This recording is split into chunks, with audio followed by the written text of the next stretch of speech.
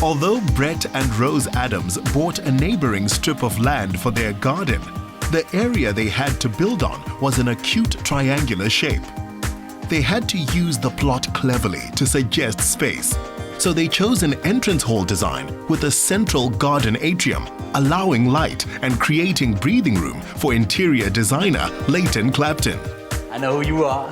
Yeah, he's the creative genius behind this remarkable home. You know, when we looked at finding somebody to do the interiors and the design and the decorating in this house, the one thing that we said to Leighton is that we wanted it to be simple, yet sophisticated and elegant, and make it a homely environment. We wanted it to be warm for us and for our children, incorporating indoor and outdoor spaces, which I think he's done superbly. Absolutely, I love how unique this space is. It just flows from one end to the other. Isn't it amazing? It is. I think one of the challenges, Chris, in this particular space was trying to break up the respective spaces, because we have a kitchen, we've got the dining room, it leads out to the formal lounge, and then again to the bar area, as well as out to the garden, the boma area. So all of these respective spaces need to be broken up and segmented within that, but still reading as independently, but keeping that consistency. I've just touched this seat here and I feel that you've used vinyl. That's a really nice touch. Because we've got children, we wanted something that was hardy and tough, yet it's still beautiful. And I think he's done a fantastic job. And easy to clean. Yeah, definitely. The bulkheads subtly demarcate each room within the greater living area. The whole look and feel of the particular home is we've looked at tone on tone, so we haven't had any sort of overpowering colors and kept a very neutral base. So together with the sophisticated and beautiful furniture that Leighton has spec'd for us, we also wanted to bring some of the peacefulness and tranquility from the garden outside in. And Karen, our landscaper, did a superb job. With the water flowing and the beautiful plants, it's really just created such a wonderful, peaceful environment for us. The decor suggests a couple who've struck a balance. Their surrounds are luxurious but not showy. And for an exotic influence in their life, they travel. One of the things, as you'll see, is there's a lot of high gloss finishes here and there. We've got the dining room table, which is a high gloss finish. We've also got a lot of the cabinetry's also got a high gloss finish on it as well.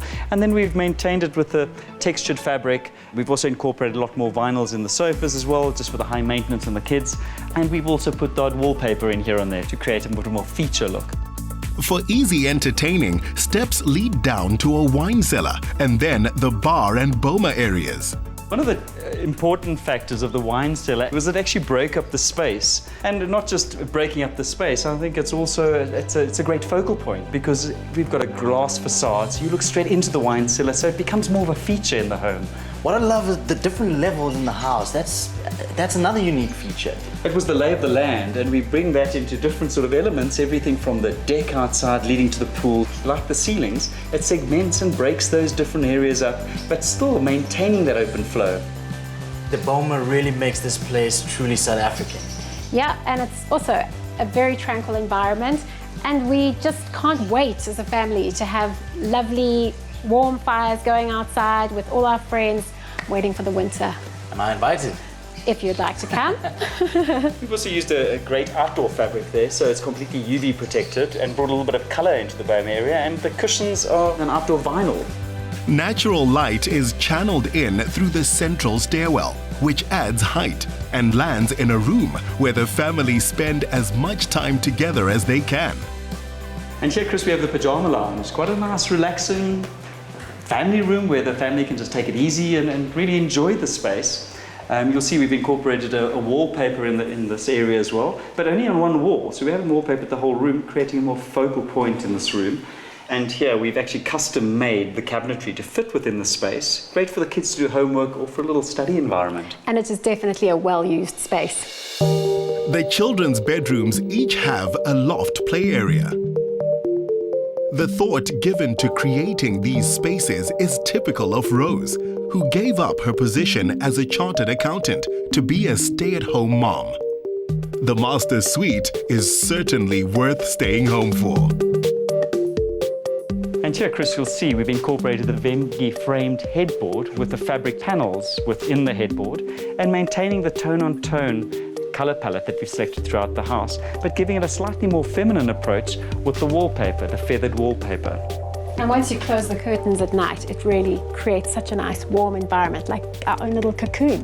The view from out here is really beautiful, but what caught my eye are those roses. I'm a big softie. I love flowers. Aren't they spectacular? Yeah. Well, I think Karen, our landscaper, is waiting to meet you.